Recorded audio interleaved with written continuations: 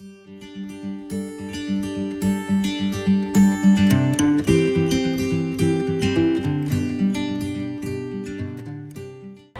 are bringing together property owners and RV owners as an alternative to overcrowded campgrounds.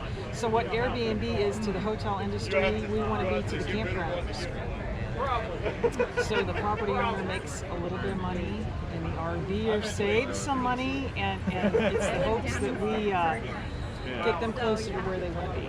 So we're trying to build a national neighborhood. We have a property in Washington State, 2 in Virginia, 1 in Missouri, and then the rest of them are centered around where we live in Carlisle and Gettysburg. Skyview Acres, they have alpha hay.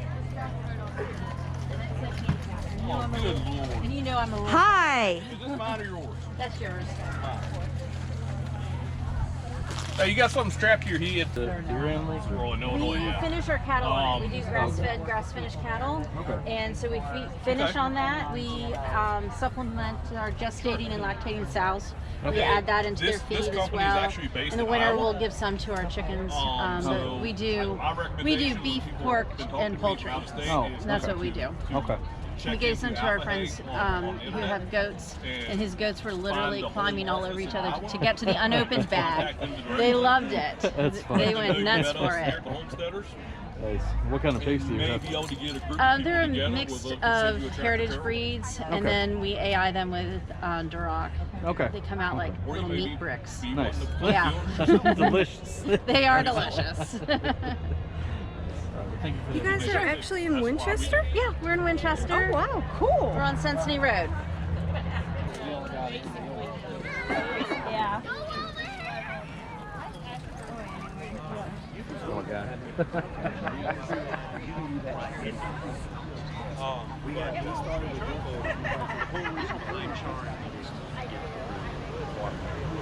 Otherwise, you might have to start fire. Yeah.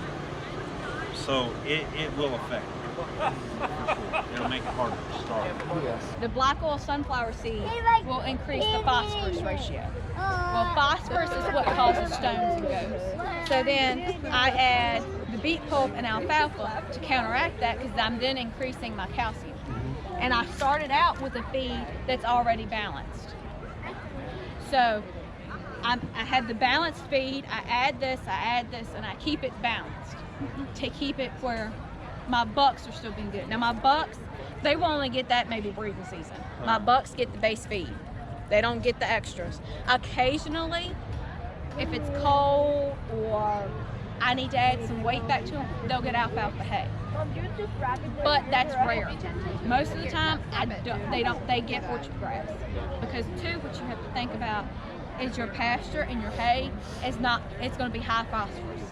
So you too have to counteract what hay and pasture you're feeding. Because, you know, if you're feeding hay and you're feeding the feed and then you're feeding just black oil sunflower seeds, you're going to be too phosphorus heavy, and you're going to have stones. Courtney. Hi. Hi. Hi. These are where our quail are coming from. Oh, Yes. That's right. That's Yeah. right. You were right The over ones there. I didn't know we were getting. Oh, see? Don't you? Probably. Oh my goodness. Yeah. Well, no, you were in. We had a conversation about it, conversation. and then we had a different conversation where I was like, maybe we could wait a little bit until we can settle down. And then she's like, yeah, sure, but we already got the quail. Right. Right. In her head, that's After where the we were. After the quail. So apparently, we're getting quail. You're getting quail. We are. I'm excited. Yeah.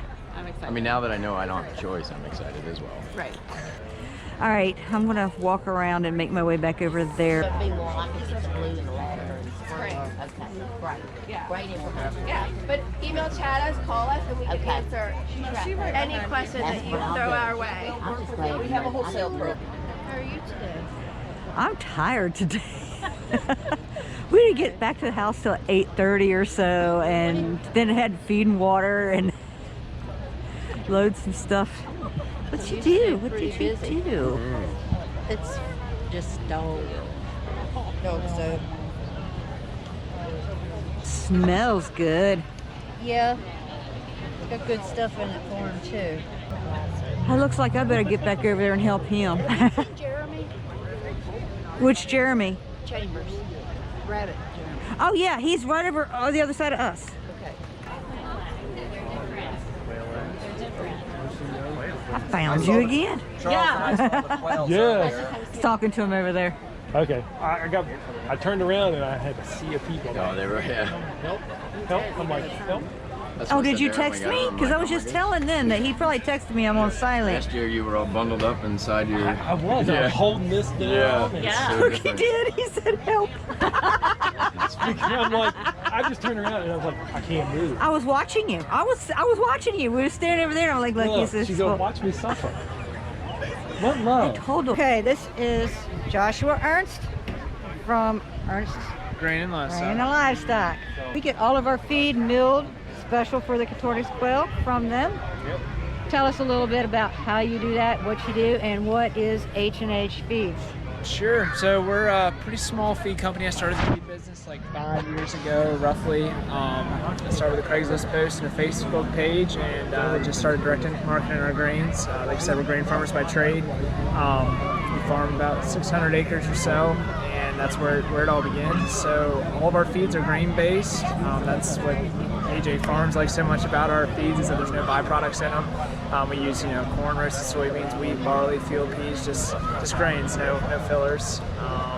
Homestead Harvest is our premium feed line. I just started distribution this year. We have a couple of stores like southern states and areas reselling our products, and it's like my premium feed line. We're adding essential oils, herbs, kelp, diatomaceous surf, probiotics. Basically, Homestead Harvest is the best feeds I know how to make. So, yeah. Very good. Yeah, cool.